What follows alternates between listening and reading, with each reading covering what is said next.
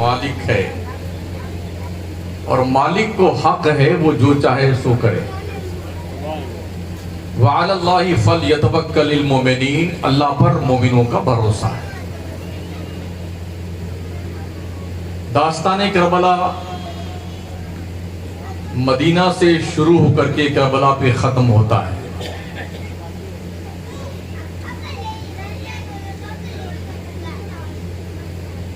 پیدائش کے بعد ہی جس کی شہادت اظہر من الشمس ہو گئی تھی،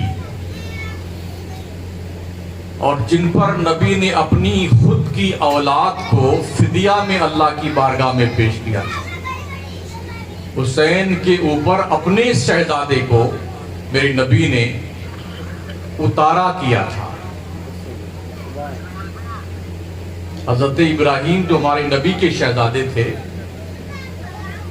میرے نبی نے حسین کو کربلا کے وقت کے لیے اللہ سے طلب کر لیا تھا، اور اپنے شہزادے کو امام حسین پہ نچھاور کر دیا تھا، کیونکہ رب نے جبریل کے ذریعے سے پیغام بھیجا، جاؤ جبریل میرے محبوب سے کہہ دو پیار تو دونوں بچوں سے آپ کرتے ہیں، لیکن ان میں سے دونوں میں سے ایک کو اللہ نے واپس مانگا ہے، اور یہ فیصلہ آپ پر اللہ نے چھوڑا ہے کہ آپ اپنا بیٹا واپس کرنا چاہتے ہیں یا بیٹی کا بیٹا واپس کرنا چاہتے ہیں۔ تو ہمارے نبی نے کیا کیا تھا؟ یہ میسج پیغمبر نے 1400 سال پہلے دیا۔ بیٹیاں بہت پیاری ہوتی ہیں کہ بیٹیوں کے بیٹوں پر اپنے بیٹے کو قربان کر دیا میرے نبی۔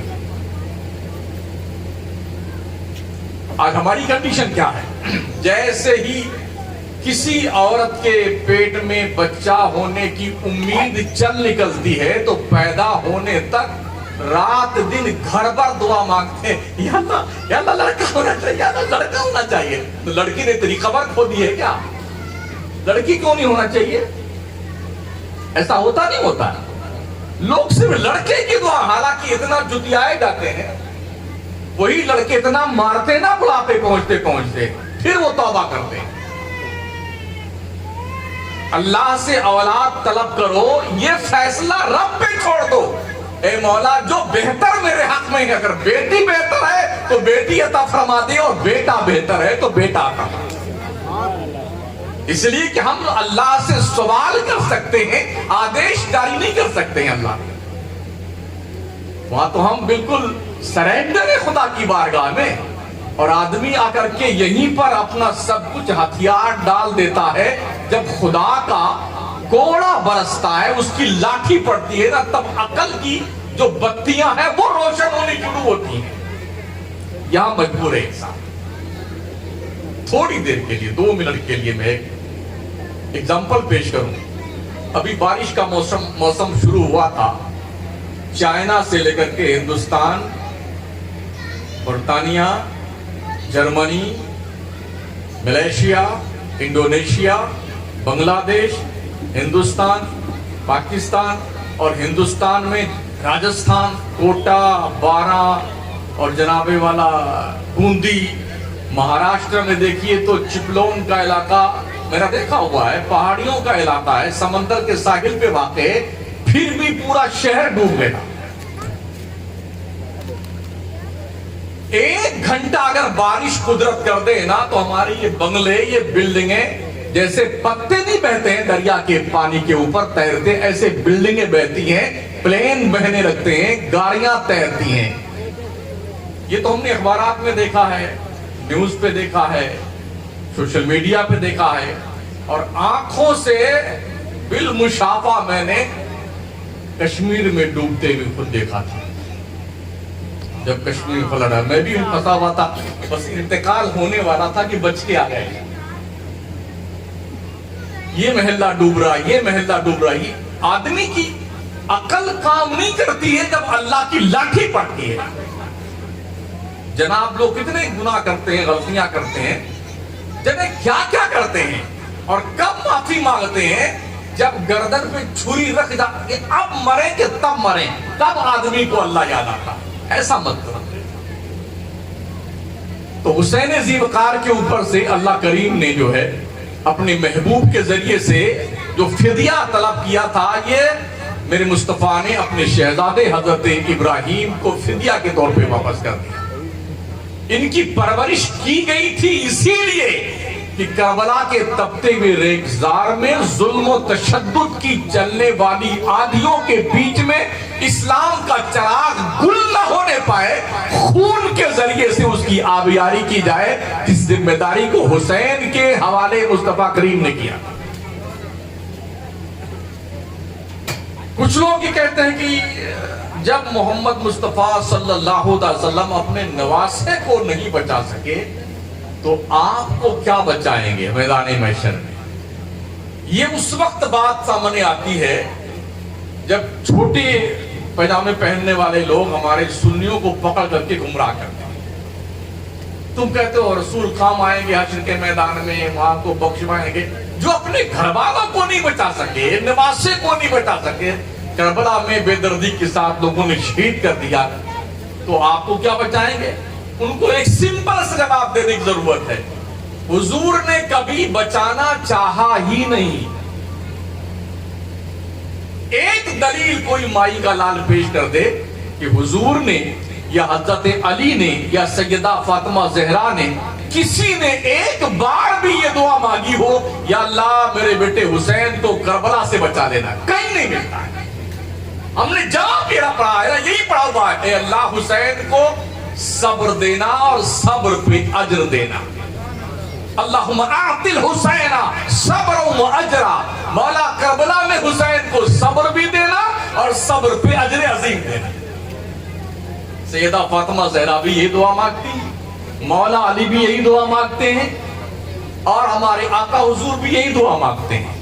بات پورے مدینے میں مشہور تھی کہ حسین کربلا میں شہید کیے جائیں گے، امت کے شریر انہیں شہید کر دیں گے، کبھی بھی دعا نہیں مانگی نبی نے۔ ورنہ جس فاطمہ زہرا کی دعا پر جبریل جنت سے حسنین کا جوڑا لے کے آئے، جس فاطمہ کی دعا پر اللہ کریم اپنے نبی کے امتیوں کے بخشنے کا وعدہ کرے، جس علی کی دعا پر اللہ کریم اپنے رحمتوں کا نزول فرمائے، اور جس مصطفیٰ کی نگہ رحمت کی طرف اللہ کی رحمت ملتفت ہو، اگر یہ دعا مانگتے تو کیا کربلا کا معاملہ ہٹ نہیں سکتا؟ بالکل ہٹ سکتا۔ اور کبھی بھی دعا نہیں مانگا بچانے کے لیے، کربلا کے حادثات سے بچنے کے لیے۔ پورا مدینہ جانتا تھا کہ حسین کو شہید کیا جائے گا، حسین کو شہید کیا جائے گا، حسین کو شہید کیا جائے گا۔ اور آپ دیکھیں دنیا کے شریروں نے یہ چاہا امام حسن کو شہید کر کے، زہر کے ذریعے سے لوگوں نے چاہتا کہ ان کی نسل ختم ہو جائے، اور امام حسین کو کربلا میں شہید کر کے لوگوں نے یہ سوچا تھا کہ حسین کی نسل ختم ہو جائے گی۔ مگر یقین مانیے یزید بھی ختم ہو گیا، یزید کی نسل بھی ختم ہو گئی۔ حسنی سیدوں کی تعداد کوانٹٹی میں دنیا میں ہے، اور حسینی سادات کی تعداد کوانٹٹی میں دنیا میں ہے۔ آپ گنتے گنتے تھک جائیں گے، جدھر نظر دوڑائیے سادات کی ایک لمبی قطار دکھائی پڑے گی، جو حسنی بھی ہے اور حسینی بھی ہے۔ تو میرے آقا صلی اللہ تعالیٰ علیہ وسلم کے پیارے دیوانوں، کربلا کے میدان میں امام حسین کے لیے جانے کے لیے نبی نے دعائیں مانگی تھی، اللہ ان کو ثبات قدمی عطا فرمانا۔ 5 سال کی عمر تھی امام حسین کی، 7 سال کی امام حسن کی۔ امام بخاری نے ان دونوں حضرات کو صحابہ میں شمار فرمایا، دونوں ساتھ۔ ان کی روایتیں احادیث کی کتب میں موجود ہیں۔ تو حضور علیہ السلام نے پرورش کیسے کی؟ کبھی زبان چوسنے کو دیتے تھے، کبھی سینے میں بٹھاتے تھے، کبھی کندھے بٹھاتے تھے، کبھی پیٹھ پہ بٹھاتے تھے۔ بتایا آپ کو یہ زبان نبوت کی زبان ہے، جس زبان پر 6666 آیتیں نازل ہوئی ہیں۔ یہ وہ زبان ہے جس پر خدا بولتا ہے، وَمَا يَنْتِقُ عَنِ الْهَوَىٰ إِنْ هُوَ إِلَّا وَحْيٌ يُوحَىٰ۔ نبی کی زبان جب بھی حرکت کرتی ہے، نبی اپنی طرف سے کچھ نہیں بولتا، جب بھی بولتا ہے زبان تو مصطفیٰ کی ہوتی ہے، بات خدا کی ہوتی ہے۔ وہ زبان حسین نے ایک بار نہیں بار بار چوسا ہے۔ مشکات شریف اٹھائیے، پوری حدیث موجود ہے۔ میرے مصطفیٰ آرام فرما رہے، لیٹے ہوئے ہیں، امام حسین آ کے سینے بیٹھ گئے۔ آقا کریم نے ان کی انگشتہائے مبارک کو پکڑا، چھوٹے سے تھے، ننھے سے، 2.5-3 سال کے، اور فرماتے تھے آقا اے ننھے قدموں والے اور اوپر آ جا، اور اوپر آ جا۔ جب حسین بالکل سینے کے اوپر آ کے بیٹھے، وہ سینہ جو رحمت و نور کا گنجینہ ہے، پھر آقا نے فرمایا حسین اپنی منہ کو کھول۔ جب انہوں نے اپنے منہ کو کھولا تو نبی نے نبوت کی زبان حسین کے منہ میں ڈالی، کہا بیٹے اسے چوسو۔ آج کوئی بھی باپ، کوئی ماں اپنے بچے کو کیا اپنا زبان چساتے ہیں؟ یہ تو ضرور ہم نے دیکھا ہے کہ کوئی کڑک چیز کو، ٹائٹ چیز کو دانت سے نرم کر کے بچوں کو منہ میں ڈالا جاتا ہے، یہ دیکھا گیا ہے۔ زبان چوسنے کے لیے بچوں کو کسی نے آج تک نہیں دیا۔ ہمارے نبی نے زبان ڈالی ہے، بار بار حسین کو زبان چسوائی ہے۔ دراصل میرے نبی کربلا کی تیاری کروا رہے ہیں۔ جب تمہارے شہزادے، تمہارے بھائی، تمہارا رشتہ دار، تمہارے اعزاء، تمہارے اقربا جب کربلا کے میدان میں تمہاری آنکھوں کے سامنے تڑپ تڑپ کر کے خون میں ڈبکیاں لگا رہے ہوں اور اپنے قدموں کے اندر خون میں لت پر کریں پیروں کو، تو اس وقت اس منظر کو دیکھ کر کے حسین تمہارے پائے ثبات میں تزلزل نہیں پیدا ہونا چاہیے۔ یہ استقامت کی زبان نبی چسا کر کے حسین کی باضابطہ طور پر ٹریننگ کر رہے تھے، اور یہ تیاری کروائی مصطفیٰ کریم علیہ السلام نے، پوری تیاری، بھرپور تیاری۔ اور کبھی بھی حسنین کریمین کا کوئی عریضہ مصطفیٰ نے نکارا نہیں۔ جب بھی کچھ طلب کرتے سرکار ضرور عطا فرماتے، اور کبھی کبھی ایسا بھی ہوتا کہ جبرائیل امین جب جنت سے آتے نا تو جنت سے سیب لے کے آیا کرتے حسنین کے لیے۔ ایک بار خالی ہاتھ آئے جب پہلی بار حسنین کے زمانے میں، تو حضرت کعب ابن احبار جو صحابی رسول تھے، جب بھی وہ آتے حضور کی خدمت میں تو اپنے جیب میں مدینے کے بازار سے کبھی سیب، کبھی کوئی اور پھل رکھ کر کے لے کے آتے۔ شہزادے آتے ان سے لپٹ جاتے اور ان کی جیب میں سے جو سیب رکھا ہوتا انہی کے لے کے آتے تھے، تو اس کو نکالتے اور کھاتے ہوئے کھیلتے ہوئے نکل جایا کرتے تھے۔ جبریل آئے، اکثر ایسا ہوتا تھا حضرت جبریل کعب ابن احبار کی شکل میں آتے، تو آئے جبریل امین اور حضرت حسنین کریمین نے دیکھا کہ کعب ابن احبار آ گئے ہیں، چلو پھل فروٹ لے کے آئے ہوں گے۔ دونوں شہزادے آئے، ان سے لپٹ گئے جبریل سے جو شکل کعب ابن احبار میں آئے تھے۔ دونوں جیب میں ہاتھ ڈال کر کے سیب تلاش کر رہے تھے۔ جبریل امین حضور کا چہرہ دیکھ کر کے تجسس آمیز نظروں سے یہ پوچھنا چاہتے تھے، یا رسول اللہ یہ شہزادے کیا کر رہے ہیں؟ تو مصطفیٰ کریم نے فرمایا جبریل تم کعب ابن احبار کی شکل میں آتے ہو نا، کعب جب بھی میرے دربار میں آتا ہے تو شہزادوں کے لیے مدینے کے بازار سے کوئی نہ کوئی پھل فروٹ خرید کے لے کے آتا ہے تاکہ ان کا دل خوش ہو جائے۔ اس کے بعد جبریل جب آتے نا تو جنت کا میوہ پھل فروٹ حسنین کے لیے لے کے آیا کرتے۔ یہ اعزاز اللہ نے حسنین کریمین کو عطا فرمایا۔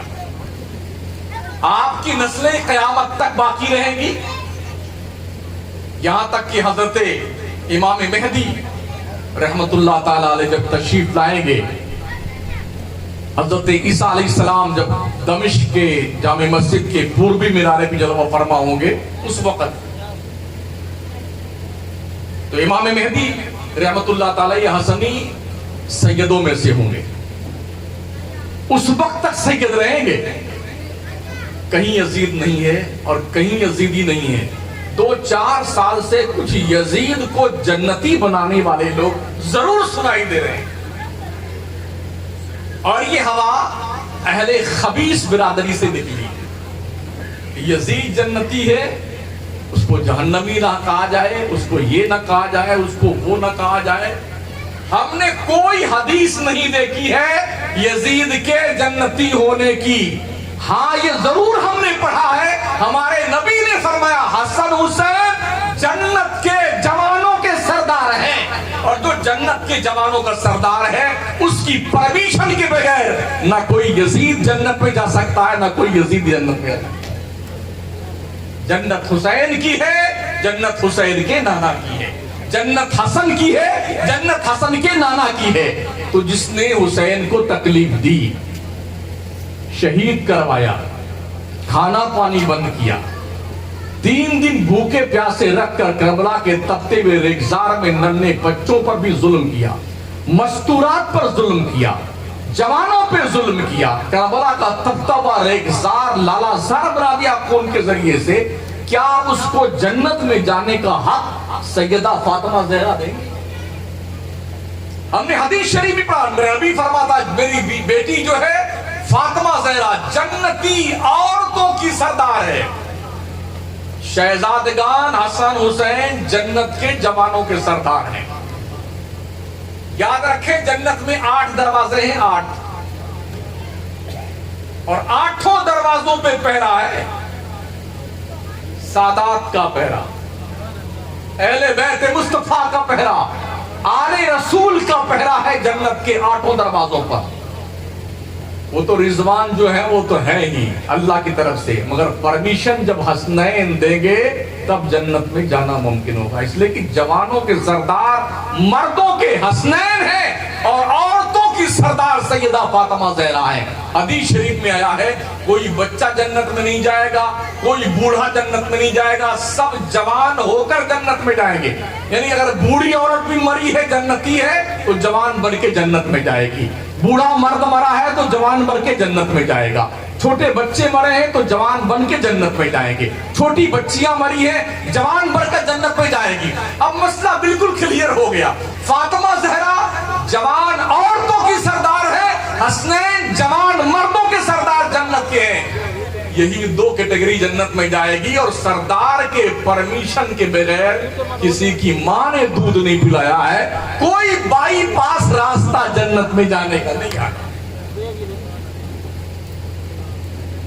پرمیشن حسنین دیں گے, سیدہ فاطمہ زہرا دیں گے, تب جنت میں جانا ممکن ہوگا. اس لیے اہل بیت کی محبت کا چراغ دل میں جلا کر رکھیے. اللہ نے ان کی محبت امت محمدیہ سے طلب فرمائی ہے. قُلْ لَا أَسْأَلُكُمْ عَلَيْهِ أَجْرًا إِلَّا الْمَوَدَّةَ فِي الْقُرْبَى. مصطفیٰ تم فرماؤ میں نے تبلیغ رسالت جو کی ہے, دین کا پیغام اے امت کے لوگوں تمہیں دیا ہے نا, اس کا کوئی معاوضہ مجھے نہیں چاہیے سوائے اس کے کہ تم میرے اہل بیت سے, میرے گھر والوں سے محبت کرو, پیار کرو. اب اگر کوئی اہل بیت سے محبت نہیں کرتا, ان سے پیار نہیں کرتا, تو وہ یہ دل میں خیال نہ پال کے رکھے کہ جنت میں ہو جائے. دوسری بات,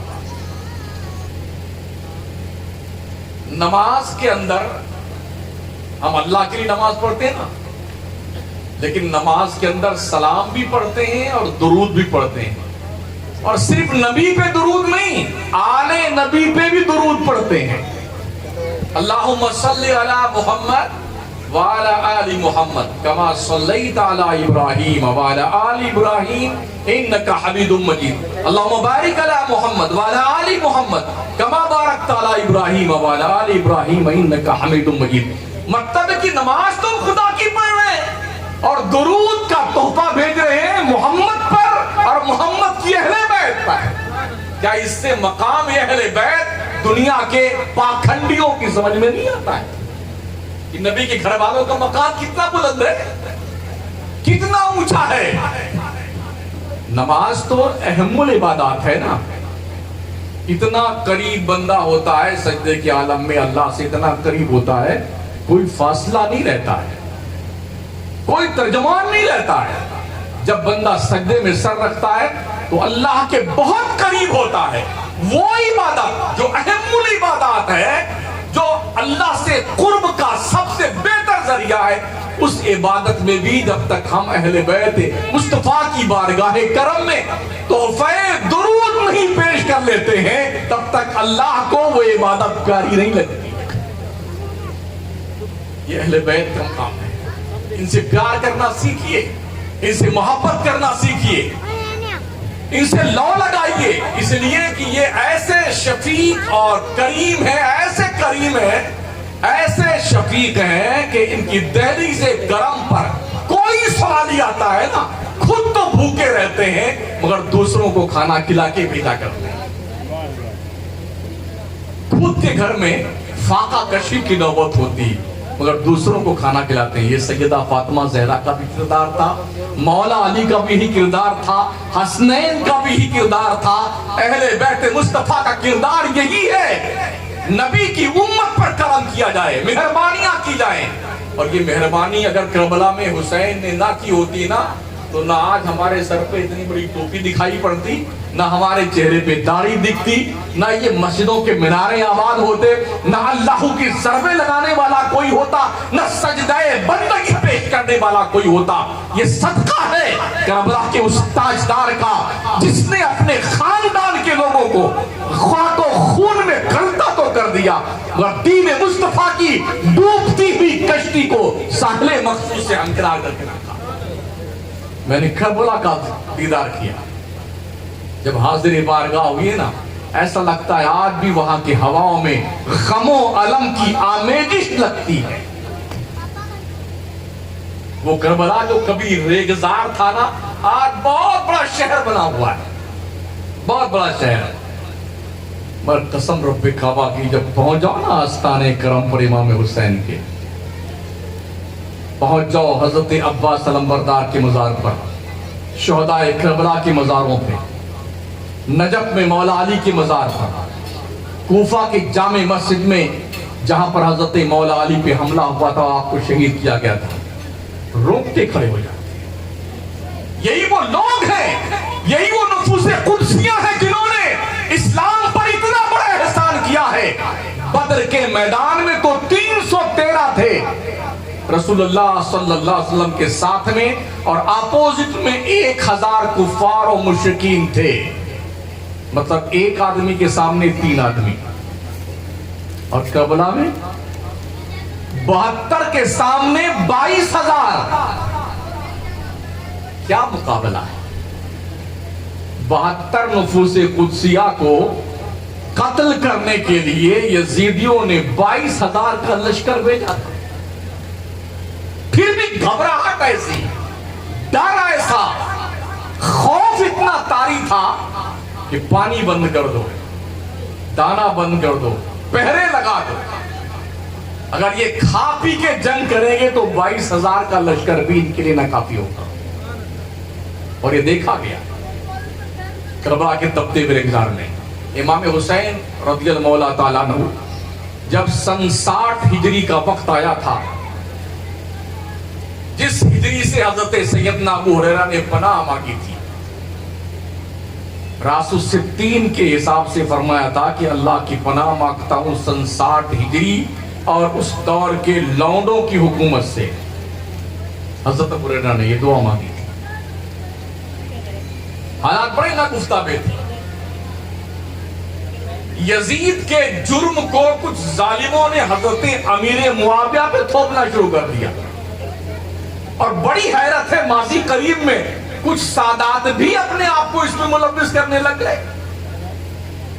وہ حضرت امیر معاویہ جنہوں نے 40 سال تک دین کی خدمت کری ہے، 40 سال تک، جنہوں نے یورپ کے عیسائیوں اور یہودیوں کے ناک میں دم کر رکھا تھا، وہ حضرت امیر معاویہ جنہوں نے 20 سال تک امیر المومنین ہونے کی حیثیت سے اسلام کی خدمت کری اور 20 سال تک بادشاہ ہو کر کے اسلام کی خدمت کی، اور ان کے خلافت اور بادشاہت کے دور میں حسنین کریمین اور اہل بیت مصطفیٰ کے افراد کا وظیفہ متعین تھا۔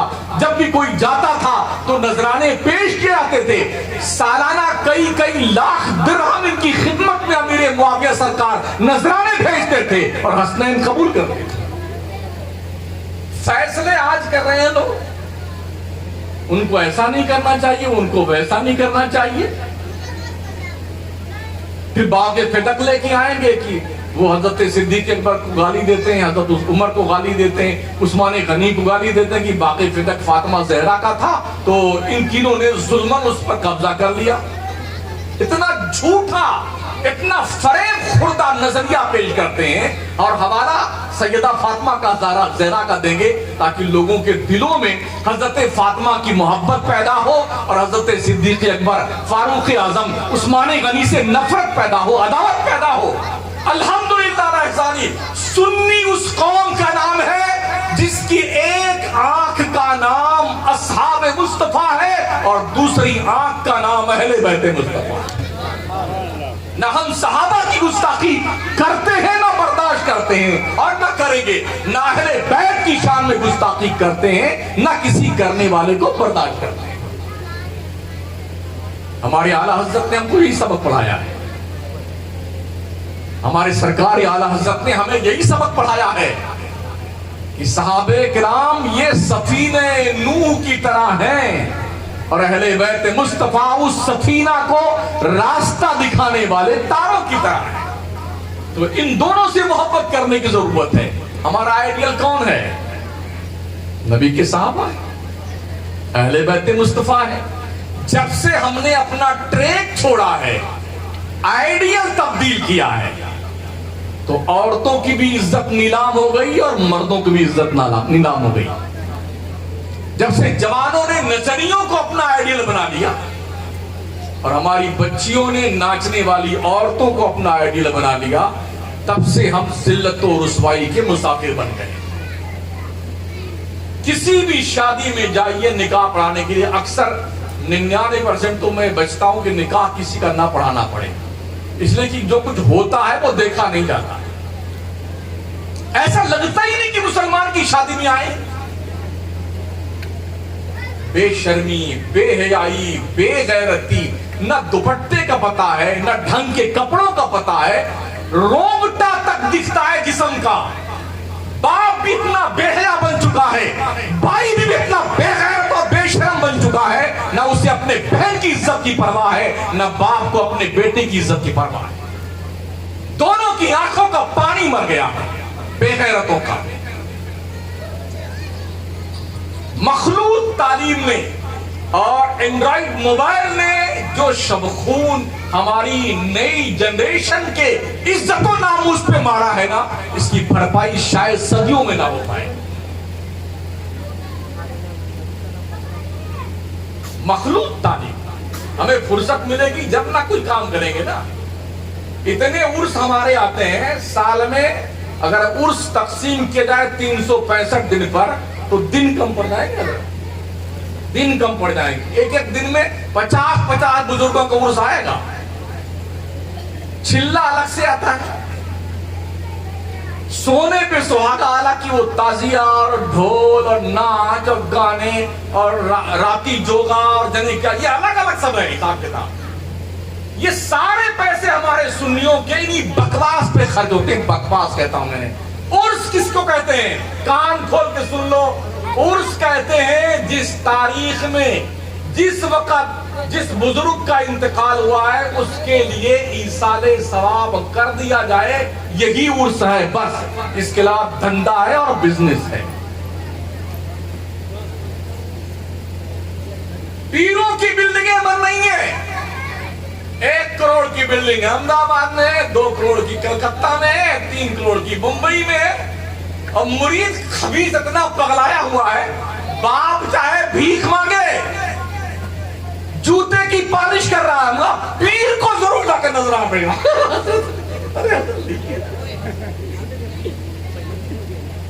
اتنا کوٹے جاؤ گے اللہ قسم تمہاری شکلیں نہیں پہچاننے میں آئیں گی.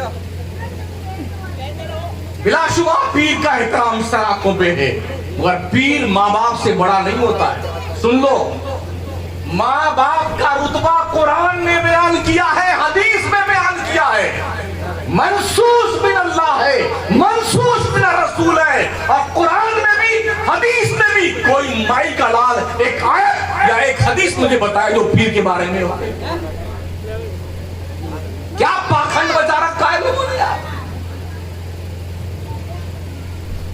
ये पीर वो पीर वो पीर वो पीर। तुम तो ठीक हो जाओ भाई साहब। माँ बाप के चेहरे को अगर एक बार मोहब्बत भरी नजर से देखोगे ना, अल्लाह तुम्हें हज्जे मकबूल का सवाब देगा। हज्जे मकबूल का सवाब।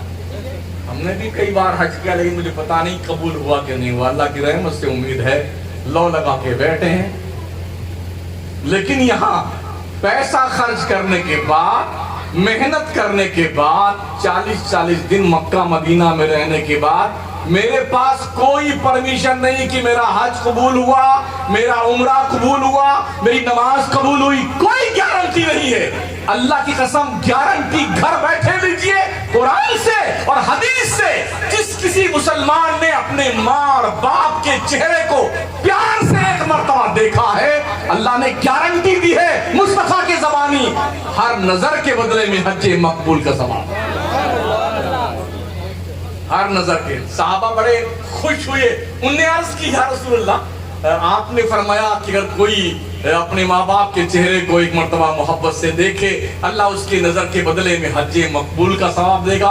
तो हुजूर, मेरे माँ बाप तो जिंदा, अगर मैं चाहूँ तो दिन भर में 100 मर्तबा देख सकता हूँ, कई बार देख सकता हूँ, तो क्या हर बार इसका हुक्म है? नबी फरमाते हैं, हाँ हाँ, अगर तू 100 मर्तबा देखेगा तो 100 हज्जे मकबूल का सवाब मिलेगा। ये रुतबा घर में तुम्हारे मौजूद है। और लोगों का हाल क्या है? इधर शादी हुई नहीं, क्या ट्यूशन पढ़ के अपने मैके से और लड़कियां आती हैं, 1 महीने के अंदर ही ऐसा तूफान बदतमीजी मचाती हैं कि बाप को अलग करो, माँ को अलग करो, बहनों को अलग भेजो, हम तुमको आके रहेंगे, अलग रहेंगे। अरे गलत कह रहा हूं क्या? जो आंखों से देखता हूं वही बोल रहा हूं मैं। महीना 2 महीना, ज्यादा से ज्यादा 6 महीना, उसके बाद खत्म मामला। खांसना भी जुल्म लगता है। बाप अगर बूढ़ा खांस रहा है ना, तो उसकी नींद में खलल वाक़ होता है। बाप खांस रहा है, इसको अलग करो। काश तुम ये सोचते कि माँ बाप का मकाम क्या है, रुतबा क्या है। भूल गए। किसी सहाबी ने ये मन्नत मानी थी, अगर मेरी मुराद पूरी हुई, आरज़ू पूरी हुई, तो मैं जन्नत की चौखट का बोसा दूंगा और जन्नत के पेशानी का बोसा दूंगा। दुआ कबूल हो गई। आए कहा, या रसूल अल्लाह अलैहिस्सलातु वस्सलाम, मैंने इस तरह मन्नत मानी थी, मन्नत तो पूरी हो गई, लेकिन हुजूर जन्नत तो मैंने देखी नहीं है। तो मरने के बाद नंबर आया कि कब आता है, वो तो बात का मामला। सरकार, मन्नत कैसे पूरी करूं? नबी ने फरमाया, जाओ, क्या तुम्हारे माँ बाप जिंदा हैं? कहा, नहीं या रसूलल्लाह, मेरे माँ बाप बचपन में ही इंतकाल कर गए। कहा, अच्छा, क्या तुम्हारे माँ बाप की कब्रों का तुम्हें पता है? कहा, नहीं या रसूलल्लाह, मुझे ये भी पता नहीं कि कब्रें कहाँ हैं उनकी। कहा, जा अपने घर के दरवाजे पर 2 लकीर खींच लेना। एक लकीर को बाप की कब्र मान लेना, एक लकीर को माँ की कब्र मान लेना। बाप की कब्र जिस लकीर को माने, उसका सरहाना चूम लेना जन्नत की पेशानी चूमने के बराबर हो जाएगा। और जिस लकीर को माँ की कब्र माने, उसका पैताना चूम लेना जन्नत की चौखट चूमने के बराबर है। यार रुतबा, यार कभी सोचो तो सही। ट्विंकल ट्विंकल लिटिल स्टार पढ़ करके पगला गए हो लोगों, हैं? भूत सवार तुम्हारे दिमाग पर। अल जन्नतु तहता अक़दामिल उम्महात, मुस्तफा फरमाते हैं, जन्नत तुम्हारी माओ के कदमों के नीचे। डूबो अपनी जन्नत माँ के कदम के नीचे। ओ हुसैनियत के दावेदारों, मुझे बताओ, हुसैन तो करबला के मैदान में भी शहीद होते होते सजदा करना नहीं भूलते। तुम कैसे हुसैनी हो? तुम्हारी मस्जिदें खाली पड़ी हुई हैं। सुन्नियों, सिर्फ तुम्हारी मस्जिदें खाली हैं, सिर्फ तुम्हारी मस्जिदें। उनकी तो पूरी भरी हुई है, संडास तक भरी रहती है। वो तो 6-6 महीने उसी भरे बैठे बैठे। तुम खाओ। हुसैन के नाम पे कितने देग शरबत फूस गए इस तोद में, मुझे बताओ। हुसैन के नाम पर तुमने कितने खिजरे यहाँ हलक शरीर के ऊपर तक फूसे हैं, और नमाजें कितनी तुमने पढ़ी? میدان کربلا میں کل مارکہ کربلا وقوع پذیر ہونے والا ہے. آج کی جو 10ویں شب تھی پوری رات کربلا کے مسافروں نے سجدے کر کے مولا کو راضی کرنے میں گزارا. جب موت سر پہ مڈلا رہی ہوتی ہے نا تو آدمی بہت گھبرا جاتا ہے. مگر ایسا نہیں دیکھا ہے کہ کربلا میں ننھے بچے، عورتیں، بوڑھے، مرد سب کے سب سجدہ ریز ہیں اللہ کی بارگاہ میں. 3 دن کے بھوکے پیاسے. اور آپ مجھے بتائیے، لوگ کہتے ہیں حسین تو انہیں جانا ہی نہیں تھا کربلا. عقل دیتے ہیں. یہ چڈی اینڈ کمپنی جو ہے نا یہ عقل دیتی ہے. ان کو کربلا جانا نہیں چاہیے تھا، کیوں گئے وہ؟ تو نبی نے تیاری کروائی تھی کیا اسی دن نکل کروائی تھی؟ حکم مصطفیٰ جو ہوتا ہے وہ حکم خدا ہوتا ہے. نواسے کو تیار کیا تھا، تربیت کی تھی اسی دن کے لیے، اسی دن کے لیے. تو کیوں نہیں جاتے؟ آپشن تو تھے ان کے ساتھ میں. مدینے میں رہتے، مکے میں رہتے، فوج اکٹھا کرتے، بھیڑ کر لیتے، پھر جاتے، یا یہی اپنی حکومت کا اعلان کر دیتے. کون روکنے والا تھا ان کا؟ دمشق کی سرزمین سے کیا یزید کیا بگاڑ لیتا حسین کا؟ مکہ اور مدینہ میں یہ تو ان کے نانا کی سرزمین تھی. مکہ میں صحابہ کرام تھے، مصطفیٰ کے غلام تھے، دیوانے تھے. وہ لوگ تھے جو حسین کو دیکھنا عبادت سمجھتے تھے. انہوں نے مشورہ دیا تو مت جائیے آپ. لیکن حسین ذی وقار نے کسی کی رائے قبول نہیں کی اور کربلا گئے. مجھے بتائیے اپنا وطن جلدی کوئی چھوڑتا ہے؟ جنم بھومی کے لیے تو پورا ملک لال لال کر دیا گیا، نہیں کیا گیا، اب تک کیا جا رہا. اور مدینے کی سرزمین تو امام حسین کی جنم بھومی بھی تھی، کرم بھومی بھی تھی. ارے ہم تو یار ہندوستان کے ہیں. یقین مانیے، حاجیوں سے پوچھئے، عمرہ کرنے والوں سے پوچھیں، جب مکہ سے مدینہ جاتے ہیں 12-13 کلومیٹر کے فاصلے سے مدینے کی آبادی نظر آتی ہے، روشنی دکھائی پڑتی ہے. جہاں جہاں بس ٹرن لیتی ہے نا اس شاخ کا حال یہ ہوتا ہے، کبھی اس کھڑکی سے جانتے یا اللہ جلدی سے گنبد خضرا کے مینار دکھ جاتے تو کتنا اچھا ہوتا. یوں آدمی جیسے بغیر پانی کے مچھلی تڑپتی ہے نا، ایسے اس شاخ تڑپتے ہیں گنبد خضرا کی جھلک پانے. اور جب وہاں پہنچتے نا رو رو کے برا حال ہوتا ہے. لوٹنے لگتے ہیں نا، دیکھیے عاشقوں کا رونے کا انداز، لگتا ہے کہ کوئی انتقال کر گیا ہے. مدینہ چھوٹتا ہے نا تو آنکھیں برستی ایسی ہے کہ دامن تر ہو جاتے ہیں، داڑیاں بھیگ جاتی ہیں.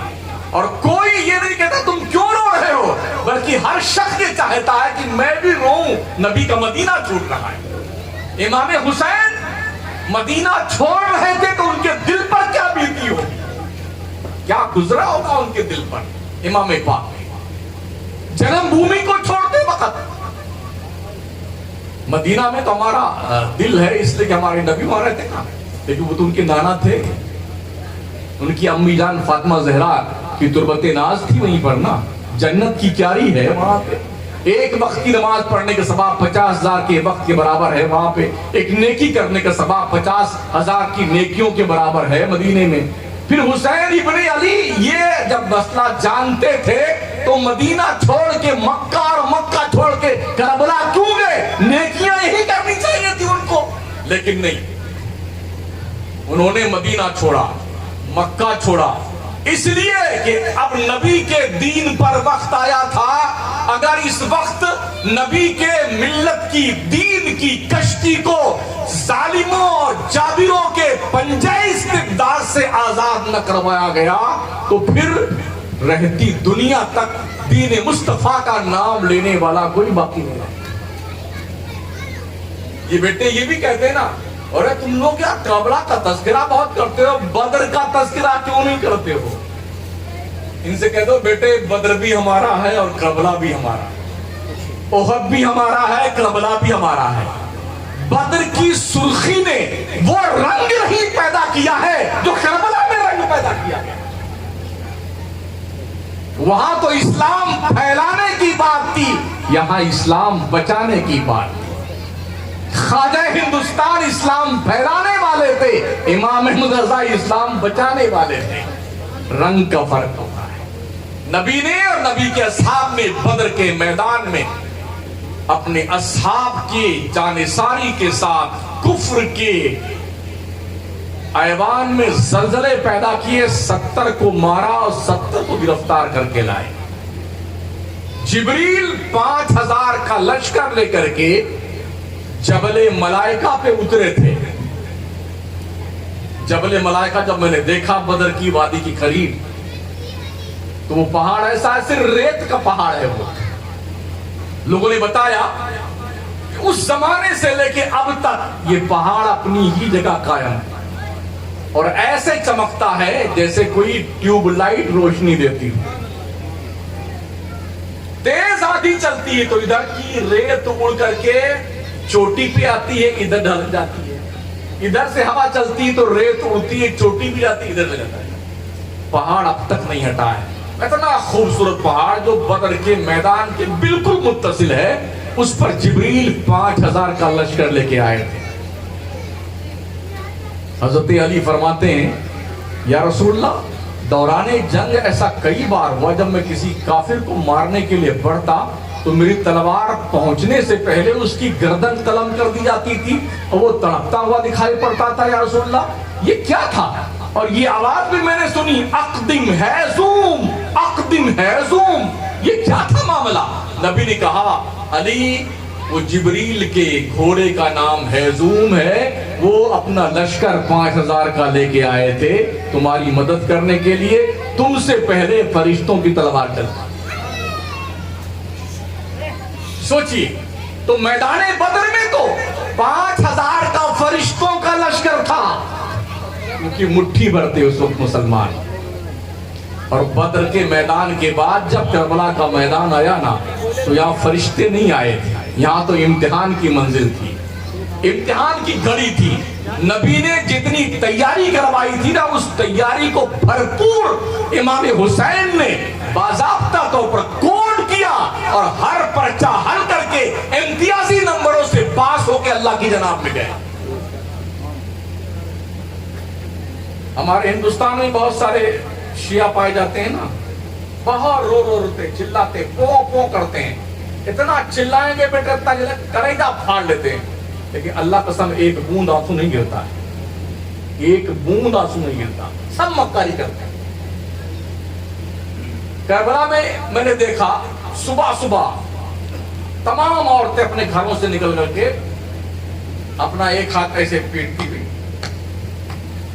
امام حسین کے روضے پہ, ہر گھر کی عورت, سارے مرد خوب چلائیں گے, خوب چلائیں گے. میں بیٹھ کے کافی دیر تک دیکھتا رہا.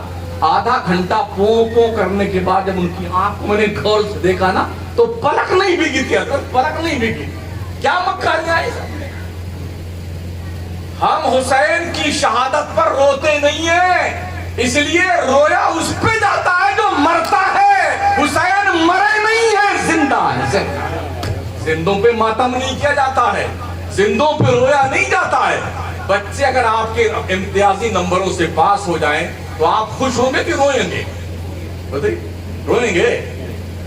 حالانکہ ابھی جو بچے پاس ہوئے ہیں نا, ارے 90 نمبر, 95% نمبر, 98%, جو بیٹے شاید کبھی بائی گریس پاس ہوتے نا اور اتنی مٹھائیاں کھلا رہے, بڑے خوش ہو کر کے, زندگی پہلی بار تو پاس ہوتے نمبر سے. پڑھے کہ نہیں؟ اور آج جو یہ توازن بگڑا ہے نا, حضرت علامہ مبارک صاحب کا فرما رہے تھے نا, مسلم بچیوں کا حال. تقریباً 20,000 مسلم بچیوں نے گزشتہ 2 سال کے اندر غیروں سے رشتے کیے. 20,000 کے آس پاس. ایسا کیوں ہوتا ہے؟ تھوڑی توجہ کیجیے میری طرف. اسکول میں جو مخلوط تعلیم ہوتی ہے نا، لڑکے لڑکیاں ایک ساتھ پڑھ رہے ہیں، ایک تو یہ ظلم، کیونکہ نبی نے اس سے سختی سے منع فرمایا ہے. اگر اس کے خلاف ہم کر رہے ہیں تو اس کا ری ایکشن تو ہوگا نا، سزا بھگتنی پڑے گی. اس پر ستم بالائے ستم یہ موبائل. آج ہر لڑکی کے ہاتھ میں اینڈرائڈ موبائل ہے. میں مسلم باپوں سے یہ گزارش کروں گا، جب تک بچیوں کی شادیاں نہ ہو جائیں تب تک انہیں موبائل نہ دیے جائیں. ارے غیروں کو دیکھو نا یار، بعد تک خواب پنچایت بیٹھتی ہے، کوئی لڑکی جینس پینٹ نہیں پہنے گی، ٹائٹ پینٹ نہیں پہنے گی، ٹاپر نہیں پہنے گی. جن کے ہاں کوئی حیا کا کانسیپٹ نہیں ہے وہ اتنی شدت کے ساتھ آدیش جاری کرتے ہیں. تمہارے یہاں تو باضابطہ ایک 1400 سالہ ریکارڈ ہے دین مصطفیٰ کا، پردے کا، اہتمام کا، اسلام کی پاکیزگی کا، قانون مصطفیٰ کی طہارت کا. تم کیوں نہیں کرتے ہو؟ ہمارے نوجوان بچے پڑھتے کم ہیں، معاف کیجیے گا. آپ اخبار پڑھتے ہوں گے، ہم بھی پڑھتے ہیں، ہم بھی میڈیا پہ نظر رکھتے ہیں. ہر سال اسکولوں میں بچیاں ہی بچوں سے آگے کیوں جاتی ہیں؟ بچے بدماشی زیادہ کرتے ہیں، پڑھتے کم ہیں. بچیاں پڑھتی ہیں اسی حد تک. جب بچیاں زیادہ پڑھ لکھ لیتی ہیں نا، اور ان کا رشتہ جب بونا ہوتا ہے، کوئی گریجویٹ لڑکی کا آپ نکاح گھسیارے سے آپ کر دیں، معاملہ بیٹھے گا کیا؟ نہیں بیٹھے. کسی ڈاکٹر کی شادی آپ کسی دیہات کی ایسی لڑکی سے کرتے ہیں تو اے بی سی ڈی نہیں جانتی، کیا بیٹھے گا معاملہ؟ نہیں بیٹھے گا. اس لیے ہمارے امام اعظم ابو حنیفہ نے مسئلہ کفاءت کا تذکرہ باضابطہ باپ باندھا ہے. کفو دیکھا جائے، توازن برقرار رکھا جائے، برابری ہو، اس کے بعد شادی کی جائے، ورنہ بگاڑ ہوگا، ڈیفینیٹ ہوگا. تو مساوات ضروری ہے. تو پڑھتی کم ہے، لڑکے ہمارے پڑھتے کم ہیں، تو پھر کیا ہوتا ہے؟ وہ اپنا معیار دیکھتی لڑکی، کیٹیگری، کیریئر بنانے کی دھن نے بچیوں کو اندھا کر دیا. وہ یہ جاننا بھول گئی کہ ہمارا رشتہ اسلام نے کہاں کرنے کا حکم دیا. اور معاف کیجئے گا، کیونکہ ہم پورے ہندوستان میں تقریر کرنے جاتے ہیں، کبھی ٹرین میں، کبھی ہوائی جہاز میں، کبھی سائیکل پہ، کبھی رکشے پہ، کبھی موٹر سائیکل پہ، کبھی پیدل. پوری بوگیوں میں کبھی کبھی لڑکیاں اور لڑکے بھرے ہوتے ہیں. ہم نے اپنے بچیوں کو اکیلے بھیج دیا پڑھنے کے لیے. دلی میں پڑھ رہی لڑکی صاحب، پنجگنی میں پڑھ رہی ہے، بمبئی میں پڑھ رہی ہے، گیسٹ ہاؤس میں رہتی، شیئرنگ بیس پہ کمرے لے کر کے. ایک لڑکا، دو لڑکی، دو لڑکے، ایک لڑکی، تین لڑکے، دو لڑکیاں. کیا سمجھتے ہیں؟ ہم نے دیکھا ہے ٹرینوں میں جب بھرمڑ پہ نکلتے ہیں نا 10 دن کے لیے، ٹیچروں کی نگرانی میں 100 لڑکیاں اور لڑکے گھومنے نکلتے ہیں نا، تو ہمیں کبھی کبھی ٹرین کی بوگی چینج کرنا پڑ جاتا ہے، ٹی ٹی سے ریکویسٹ کر کے کہ خدا کے لیے میرا ٹکٹ دوسری بکنگ کر دیا. یہ سب کچھ دیکھا نہیں جاتا ہے. یہ حالات ہیں. ارے جانور تو مت بنو جانور، اللہ نے تمہیں اشرف المخلوقات بنایا ہے. ان بچیوں کو سکھاؤ، تم کبھی آگے چل کر کے اپنے ماں باپ کا سرمایہ افتخار بنو گی. اپنے شوہر کے بھی جنت کی بشارت بن کے جاؤ، اپنے بچوں کی جنت اپنے قدموں میں لے کے رکھو. انہیں سکھاؤ اپنے بچے. کاش ہماری قوم کے لوگ پیروں کی توند بھرنے کے بجائے پیسے کو لڑکیوں کے کالج پہ جہاں صرف لڑکیاں ہی پڑھتی اور لڑکیاں پڑھانے والی ہوتی، کسی مرد کا گزرنا ہو، تاکہ یہ بے حیائی اور برائی جو پھیل رہی نا، اس سے بچاؤ ہوتا. میں نے گلبرگہ میں دیکھا ہے، بہت بڑے بڑے کالج دیکھے ہم نے گلبرگہ میں. الحمدللہ وہاں کی مسلم بچیوں کو دیکھا، 90% لڑکیوں کو ہم نے برقع پوش دیکھا گلبرگہ میں. اور ایسا برقع نہیں جیسے ہمارے یہاں راجستھان میں پہنا جاتا ہے، جلملہار کرا 15 کوالٹی کا رنگ ہوتا اس میں، اب وہ لال، پیلا، گلابی، چمچمی اور کیا کیا اس میں پھریری لگی ہوئی، کچھ نہیں، بالکل سمپل سا 90% بچیاں جو کالج پڑھنے جاتی ہیں، اور کسی ایک بھی لڑکے کو میں نے لڑکیوں کے اسکول کے سامنے کھڑا نہیں دیکھا ہے۔ ضمیر مردہ نہیں ہوتا نا قوم کا تو یہ حالات دیکھنے میں، اور جس قوم کا ضمیر مردہ ہو جاتا ہے اس قوم کی عزت و آبرو برسر بازار نیلام ہوتی ہے۔ میں اپنے جوانوں سے مخاطب ہوں اور اپنی بچیوں سے مخاطب ہوں، خدا کے لیے ملت کی عزت و آبرو کا سودا کرنا بند کرو، نظریں نیچی رکھا کرو، شرم و حیا کا پیکر بن کر کے زندگی گزارنے کا عزم مصمم کرو، اپنے کندھوں پہ ملت کی بچیوں کا عزت و آبرو کا بوجھ جھیلنے کی طاقت پیدا کرو، تب تو تم جوان ہو، ورنہ تم سے بڑا نامرد کوئی نہیں۔ کس کے لیے جیتے؟ کیا توند بھرنے کا نام زندگی ہے؟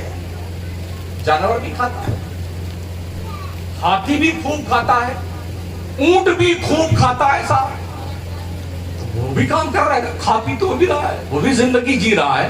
اللہ نے عقل دی نا، عقل ہاتھی کو، اونٹ کو، گدھے کو، گھوڑے، بھینس، گائے کو اللہ نے عقل نہیں دی ہے، تو ہم انسان اللہ نے ہمیں عقل دی ہے، شعور دیا ہے، مسلمان ہیں، ہمارے ہاتھوں میں شریعت کی زنجیر، پیروں میں شریعت کی بیڑیاں ہیں، نظروں پہ شریعت کا پہرا ہے، کانوں پہ شریعت کی پہرے داری ہے، دماغ کی سوچ پر مصطفیٰ کے شریعت کا ہتھوڑا قائم ہے۔ پھر ہم کیوں نہیں بیدار ہوتے ہیں کہ ہمیں زندگی کیسے جینی چاہیے؟ اسی دین کے بقا کے لیے کربلا کے میدان میں امام حسین نے اس طاقت سے ٹکرا کر کے 82 نفوس قدسیہ پر مشتمل یہ نورانی قافلہ کربلا میں پہنچا، 72 نے جان اپنے مولا کی راہ میں پیش کر دی۔ خون میں نہاؤ، زخم سہو، سر فدا کرو، جب وقت آئے دین پر یوں حق ادا کرو۔ انہوں نے حق ادا کیا کربلا میں۔ یہ تو بہانہ تھا کہ نہر فرات کا پانی بند کر دیا گیا، 2.5-3 دن تک پانی نہیں ملا۔ ہمیں اگر حضرت اسماعیل کے ایڑی رگڑنے سے زمزم کا چشمہ نکل سکتا ہے، وہ ابراہیم پیغمبر کے شہزادے تھے اور یہ امام الانبیاء کے شہزادے ہیں۔ دیکھتے شاہدر سوئے فلک ایک نظر، جھوم کر اٹھتی گھٹا جم کے برستا پانی۔ مگر نبی کے نواسے وہاں کرامت دکھانے نہیں گئے تھے، پھر بھی دکھایا تھا، وہ تو امتحان دینے گئے تھے۔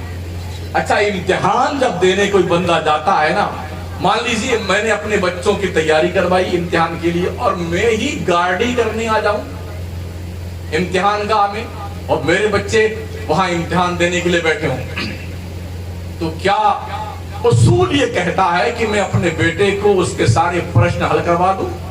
جی نہیں، میں کروا سکتا ہوں، تیاری میں نے کروائی ہے، مگر میں چونکہ اس وقت گارڈی میں ہوں، نگرانی پہ ہوں، میری ذمہ داری ہے، اس لیے امتحان جیسے عام بچہ دیتا ویسے میرا بچہ بھی دے گا۔ آج تو اس کی قابلیت کا امتحان ہے کہ جو ہم نے تیاری کروائی ہے وہ پرچہ ہر ڈھنگ سے کرتا ہے کہ نہیں کرتا، اور یقین مانیے امام حسین نے ہر پرچے کو امتیازی نمبروں سے پاس کیا ہے۔ ویسے ہم دیکھتے ہیں کچھ لوگ فرسٹ پاس ہوتے ہیں، کچھ لوگوں کے کچھ سبجیکٹ میں آگے ڈی لگ کر کے آتا ہے، لگتا ہے نا، نمبر لکھا پھر ڈی لکھا ہوتا ہے، کچھ بہت زیادہ نمبر لے کے آتے ہیں، اچھے نمبر لے کے آتے ہیں، اور کچھ ایسے وہ سیکنڈ پاس ہو، کچھ تھرڈ پاس ہوتے ہیں، کچھ دھکا مار کے پاس ہوتے ہیں، اس کو بائی گریس کہتے ہیں۔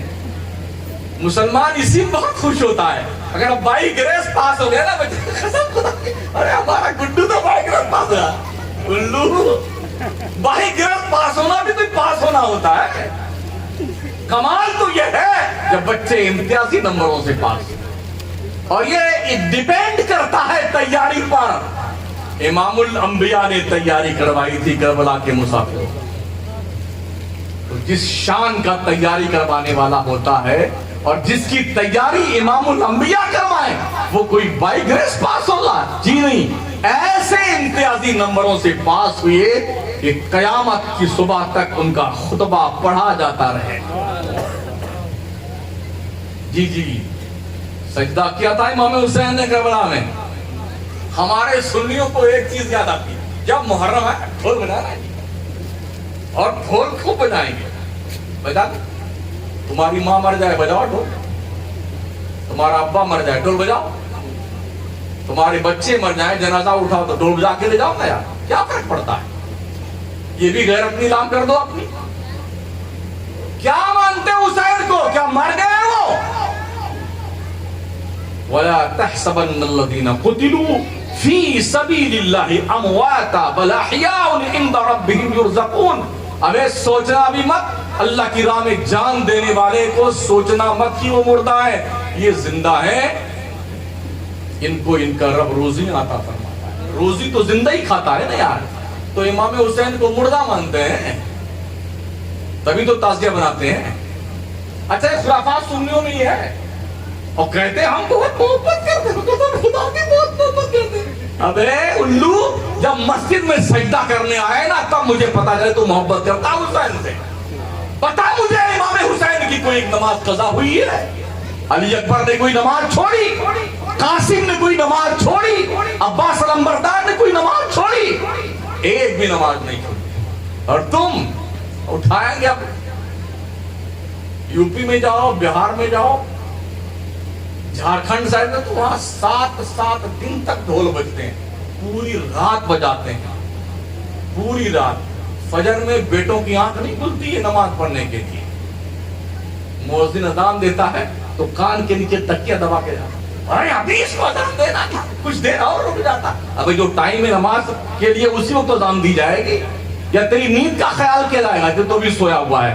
4 بجے تک بیٹھ کے جوا کھیلتے ہو، سٹے کھیلتے ہو، اور پھر 4 بجے سونے جاتے ہو، تو تمہارے لیے کیا نماز مؤخر کی جائے گی یا اذان بند کی جائے گی؟ یہ سوچ ہماری قوم کے لوگوں کی ہوتی ہے۔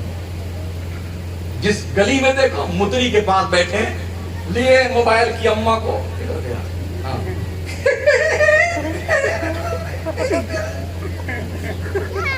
شرم کرو، چلو برپائی میں ڈوب مرو۔ ہماری غیرتیں بک گئی ہیں، بک گئی، مر گئی ہیں۔ ہم نے غیروں کے محلوں کا سروے کیا ہے، اللہ قسم رات میں کتے بھی سو جاتے ان کے محلوں میں۔ مسلمانوں کے محلے میں دیکھیے، کوئی مدری کے پاس بیٹھا، کوئی سنڈاس کے پاس بیٹھا، جہاں آدمی سوچ نہیں سکتا کھڑا ہونے کے لیے، وہاں پوری رات بیٹھ گیا، اور پوریاں رشتاری مار مار کے ستیہ ناش ہو گئے، مسجد کے گیٹ کا، کسی کی دیوار کا۔ لاک ڈاؤن میں ابھی میں گیا یو پی 1 مہینہ پہلے، تو رونائی میں بیٹھا ہوا تھا، سسرال بھی میری وہیں ہے، تو ایک دکان تھی بغل میں سسرال کے، اس کی کھڑکی کھلی ہوئی تھی، تو 2 دوست بیٹھ گئے۔ قسم خدا، لاک ڈاؤن میں بھلے ہی پیسہ نہیں تھا، مگر 45-50 روپے یہ پوری تو ضرور ہے۔ کیا فخر ہے، دیکھیے بھک منگی قوم کا فخر دیکھیں۔ پہلا لاک ڈاؤن ہوا نا تو بڑے کٹ بانٹے گئے، جو بڑے بڑے سینٹ ساہوکار تھے، اللہ جزائے خیر دے ان کو، اتنا چرایا تھا، ان کا شوق چل رہا تھا، کٹ بانٹے جا رہے ہیں، سب بگے بانٹے۔ ایک پریوار نے 10 کٹ لے لیے، ٹھیک ہے نا، 2 کو کھایا اور 8 کو بیچ کے پوری کھائیں گے۔ میں جس شہر میں رہتا ہوں اس کی بات کر رہا ہوں، یہی حال ہر جگہ رہا ہوگا۔ 8 کی کٹ بیچ کر کے پوڑیاں کھائی ہیں بیٹوں نے، 2 کٹ 2 مہینے کھائیں۔ سیکنڈ لاک ڈاؤن آیا تو وہ جن کا شوق چل رہا تھا کٹ بانٹنے کا، وہ بھی غائب ہو گئے، کوئی نہیں بانٹ رہا۔ اب تیسری لہر لے کے آئیں گے ہمارے موتی جی، اب کیا ہوگا دیکھیں۔ جب تک کٹورا ہاتھ میں نہ آ جائے تب تک کیا کمال ہے۔ پورے دیش کو بھکاری بنا دیا لوگوں نے۔ ہاں، وہ کا تو اعلان ہے، ہم جھولا لے کے بھاگ جائیں گے، جھولا لے کے بھاگ جائیں گے۔ جاگو، حلال کی روٹی کھاؤ، چاہے سوکھی روٹی کھاؤ۔ اس میں دم ہوتا ہے، دم، حلال روٹی، چٹنی روٹی حلال کی کھا، اس میں طاقت ہوتی ہے۔ اور یاد رکھیں ساتھیوں، کوئی سیٹ ساہوکار روزانہ چاندی کے ورق میں تیتر بٹے لپیٹ لپیٹ کے کھائے، کاجو، پستہ، بادام اور چلگوزہ خوب ٹھوس ٹھوس کے کھائے، خوب بڑھیا زرق برق سونے چاندی کا لباس پہنے، اس مردود کو بھی مر کر کے قبر میں جانا ہے، اتنی ہی جگہ ملے گی جتنی فٹ پاتھ پر بھیک مانگنے کی مردود ملتی ہے، اتنی بھی جگہ۔ ایسا بھی نہیں ہے کہ اس کا جو کفن آئے گا وہ سونے چاندی کا، جی نہیں، اگر کوئی گھڑی بھی پہنے ہوئے نا تو اس کو بھی لوگ لے نہیں جانے دیں گے، بس تیرا حساب کتاب ہو گیا، تو جا اپنی خبر میں، یہ چھوڑ ہمارے لیے۔ یہی دنیا کا حال ہے۔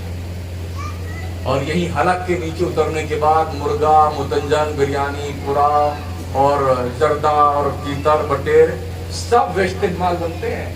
ایسا نہیں کہ قورمہ ادھر، اس کا کمرہ ادھر ہے، بریانی کا ادھر ہے، تیتر کا یہاں ہے، بٹیر، ایسا کچھ نہیں ہے۔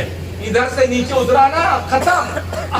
کیا بڑھیا، کیا سارا ماشاءاللہ، قسم خدا کی۔ اور جیسے حلق کے نیچے اترا سب مٹی، جو لکوڈ کام کا تھا وہ سائڈ میں کر دیا قدرت کی مشین نے، بقیہ اس کو باضابطہ تو ڈائجسٹو سسٹم اپنا کام کرتا ہے، وہ سیدھے اٹھا کر کے ویسٹیج مال کی ٹنکی میں پاس کر دیتا ہے۔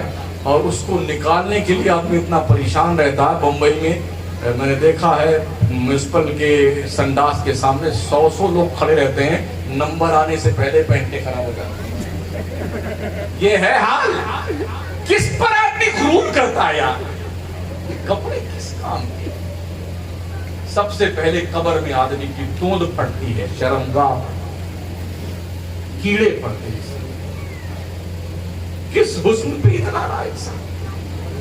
بلڈنگ تیرے باپ کی نہیں ہے، تیرے باپ نے بنائی تھی، تیرے بیٹے لے لیں گے، تیرے بیٹے مریں گے، اس کے بیٹے لے لیں گے، تیرا کیا ہے؟ فمن شاء اتخذ الی ربہ مآبا۔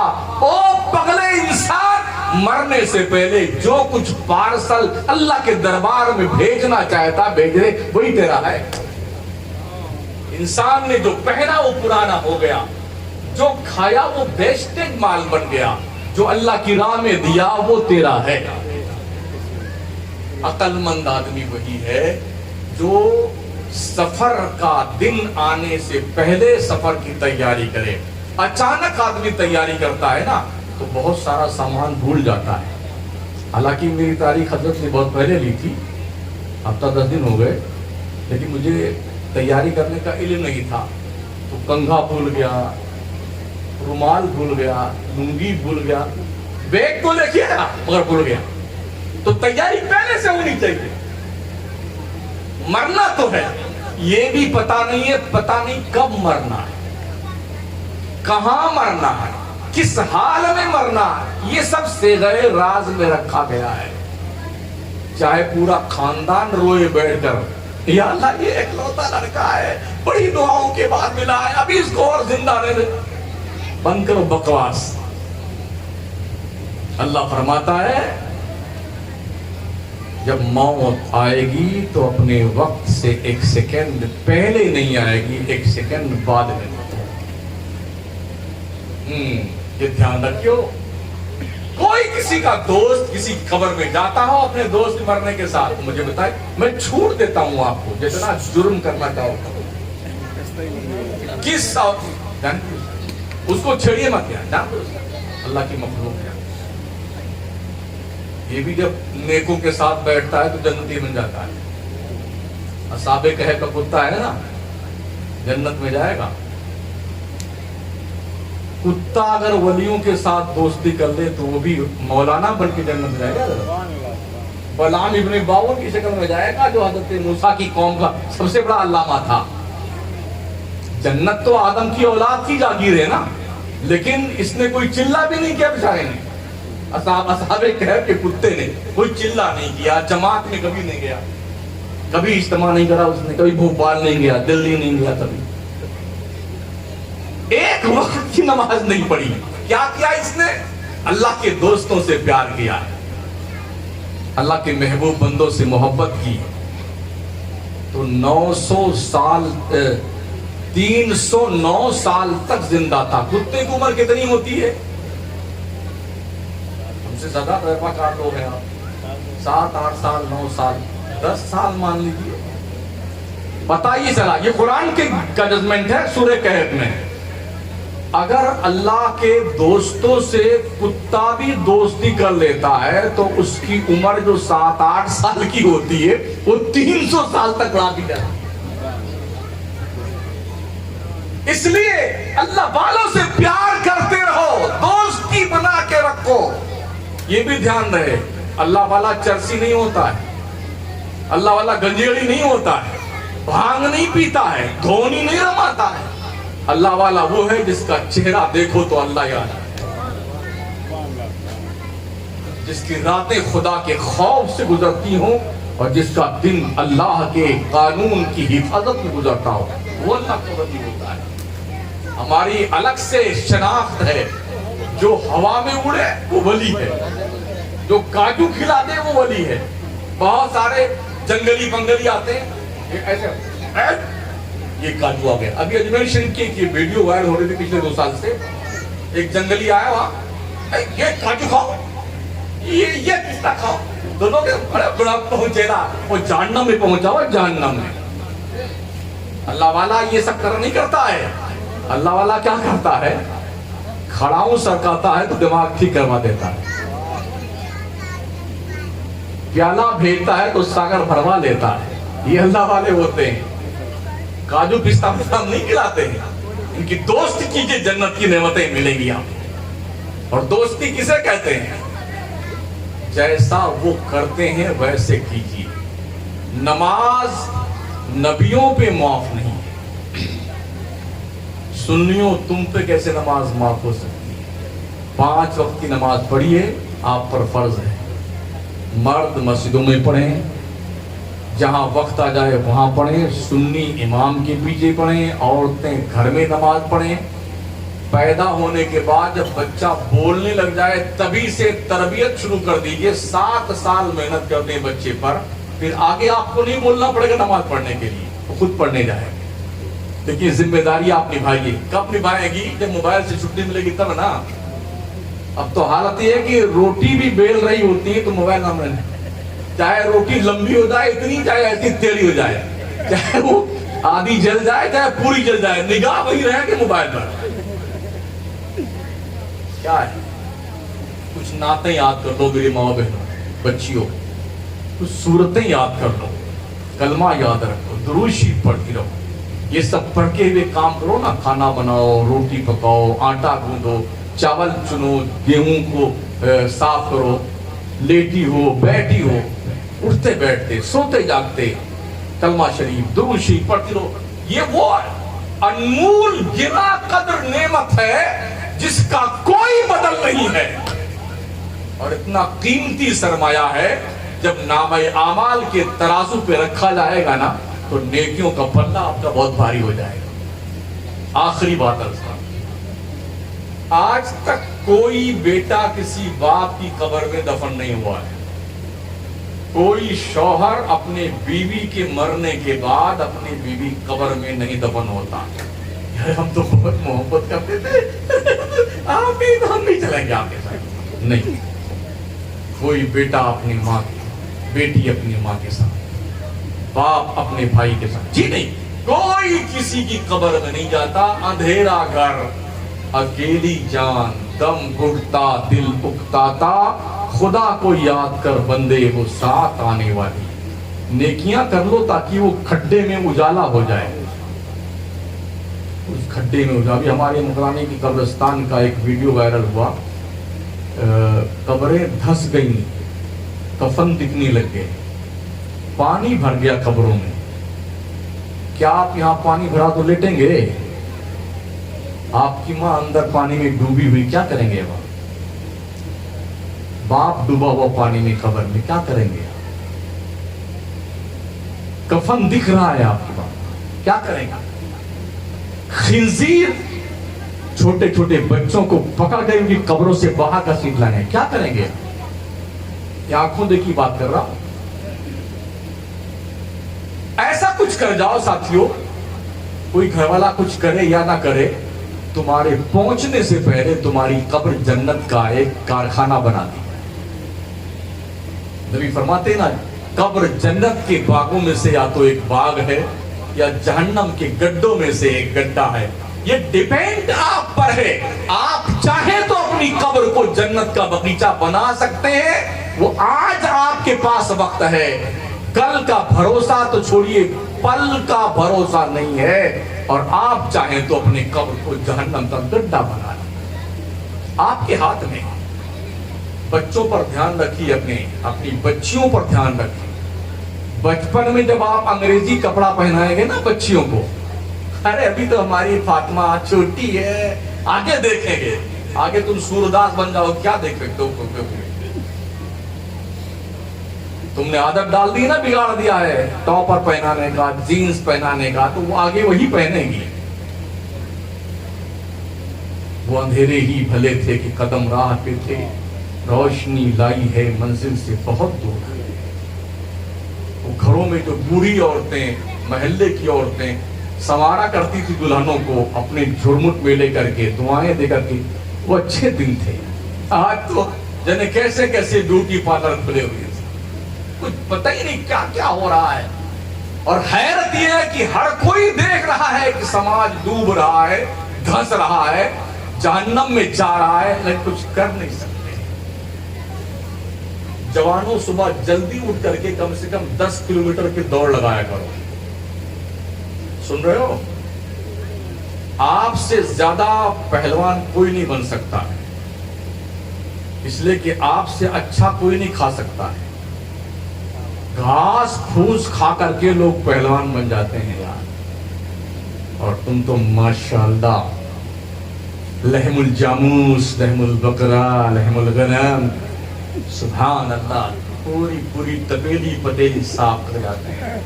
ہڈیاں تو ہم سے اچھا کوئی نہیں کھا سکتا ہے. ورزش کرو، کراٹے سیکھو، پہلوانی کرو، لاٹھی سیکھو، فائٹنگ سیکھو. ایک فائٹر، ایک کراٹے سیکھنے والا 50 اور 100 آدمیوں بھاری ہوتا ہے. ہم نے ان مار کھاتے ہوئے مرتے ہوئے لوگوں کو دیکھا جن کی لنچنگ کی گئی ہے. ارے مت مارو مجھے، ارے مجھے مت مارو. سیکھے ہوتے نا تو 25 کا تھوپڑا توڑ کے پھر مرو نا یار، کیا دقت ہے؟ دیش کا قانون یہ اختیار دیتا ہے، سپریم کورٹ کا قانون یہ ہے، اگر آپ کی جان پر بنائے تو سامنے والے کی آپ جان لے سکتے ہیں. یہ رائٹ ہے سنویدھان کا. اپنی سیفٹی کے لیے آدمی کیوں نہیں کرتا ہے؟ ہمارا مذہب کسی پر اٹیک کرنے کا اجازت نہیں دیتا ہے، کسی پہ ظلم کرنے کی اجازت نہیں دیتا، لیکن ظلم سہنے کی بھی اجازت نہیں دیتا ہے. سمجھ رہے ہیں؟ سیکھیے، بچوں کو سکھائیے. یہ 9 بجے تک سوتے ہیں نا،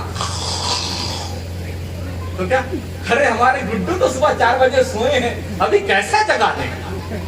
اگر آپ کے گھر میں خدا نہ کرے آگ لگ جائے، تب جب بھی آپ کہیں گے گڈو تبھی 4 بجے سویا ہے، سونے تو اس کو سواہا بن جائے گا. سواہا. آپ تو اتنا چلائیں گے کہ اس کی کان کے پردے پھٹ نہیں چلتے. ارے جلدی اٹھ، جلدی اٹھ، آگ لگ گئی، ہمیں آگ لگ گئی. ایسے ہی جہنم کی آگ لگی ہوئی ہے نماز نہ پڑھنے کی بنیاد پر. جگہ اپنی اولاد کو، تو خود بھی جا اور بھیج بچے کو مسجد میں نماز پڑھنے جا، ورنہ تیرا گھر جہنم بن جائے گا. حسینی ہو تو مسجدوں کو آباد کرو، تب تو آپ حسین جھوٹے ہو، جھوٹے.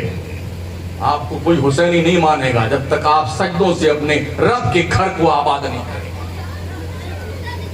ڈھول بجانے کا نام حسینیت نہیں، تازیہ نکالنے کا نام حسینیت نہیں ہے، علم نکالنے کا نام حسینیت نہیں ہے. حسینیت نام ہے حسین کے عزائم، مقاصد، اور جس کے لیے انہوں نے قربانی دی ہے اس قانون کے تحفظ اور بقا کے لیے آپ سینہ سپر ہو جائیں. اس کا نام حسینیت ہے. اللہ شاد و آباد رکھے آپ سبھی حضرات کو، ہمارے علماء کو جنہوں نے بڑی محنت اور کوشش و کاوش کے بعد یہ پروگرام جو ہے منعقد کیا اور آپ یہاں تشریف لائے. اللہ جزائے خیر دے. سننے سے زیادہ اللہ عمل کی توفیق بخشے. اگر کوئی سخت بات آپ کو لگی ہے تو تھوڑا سا یوں معاف کر دیجیے گا کہ مولانا مکرانے سے آیا تھا، اور معاف نہیں کریں تو میرا کیا بگاڑ لیں گے آپ؟ پھر نہیں بلانا، ہم کو شوق بھی نہیں کر رہا تھا کہ مجھے پھر بلائیے آپ، ٹھیک ہے نا؟ کڑوی دوا زیادہ فائدہ کرتی ہے، اس لیے میں نے کڑوی دوائیں آپ کو دی۔ ہر بھائی اپنے بہن کی حفاظت اور اس کی عزت و آبرو کے لیے مر مٹنے کا حوصلہ پیدا کرے۔ ہر باپ اپنی بیٹی کی عزت و ناموس کے لیے مرنے کا حوصلہ رکھے تاکہ بچیاں نیلام نہ ہوں۔ اور میں بچیوں اپنی بہنوں سے گزارش کروں گا، ہم نے بہت ساری کنیز فاطمہ کو، کلثوم کو جھاڑیوں میں مرا ہوا دیکھا ہے۔ لوگ پہلا پھسلا کے شادیاں کر لیتے ہیں، پھر لگوا لیتے ہیں، سال 2 سال میں وہ کٹائی کرتے ہیں، ایسا مار ڈال کے لاش پھینک دیتے ہیں جھاڑی میں، ندی میں پڑی رہتی ہے، سڑ جاتی ہے۔ خدا کے لیے ایسا قدم مت اٹھانا، اور اپنے ماں باپ کی عزت و ناموس کا سودا مت کرنا، اپنی آبرو مت بیچنا، اسلام کو کلنکت مت کرنا، ورنہ اللہ کی جناب میں منہ دکھانے کے قابل نہیں رہو گی۔ استغفر اللہ ربی من کل ذنب واتوب الیہ، لا الہ الا اللہ محمد رسول اللہ۔ السلام علیکم ورحمۃ اللہ۔